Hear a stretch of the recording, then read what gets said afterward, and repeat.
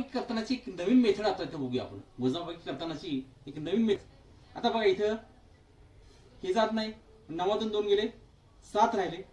आता इथे टिंब दिला, टिंब दिला विसरत नाही कारण उलट केलेलं आहे. उलट तर 7तून 10तून 7 गेले 3 राहिले. परत 8तून आता हे 3 गेले म्हणजे किती राहिले 5 राहिले. आता इथं असं उलट सुलट केलं मी, इथं काय टिंब द्यायची गरज नाही. आता इथं मात्र टिंब द्यावं कारण इथं उलट करणार आहे आपण. आता इथं 7तून 2 गेले 5 राहिले, 10तून 5 गेले 5 राहिले 5. म्हणजे इथं 10तून फक्त करायचं आहे वजाबाकी, त्यामुळं आपल्याला ती इझिली होते. आता इथं 9तून 3 जाणार. इथं हे 2 वाढवलं, टिंबला मी वाढवलं म्हणजे किती झाले 6. आता हे 0तून 9 जाणार नाही म्हणजे 9तून हे 9 राहिले इथं वरती आणि 10तून वजा 9 गेले तर 9 वजा 0 9 राहिले इथे. 10तून 9 गेले 1 राहिले.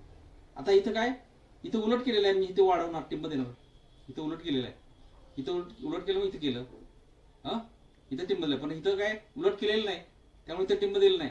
इथं फक्त टिंब का दिलं हे इथं उलट केलं आणि मग 9तून 3 गेले हे 3 झालं आता म्हणजे 6.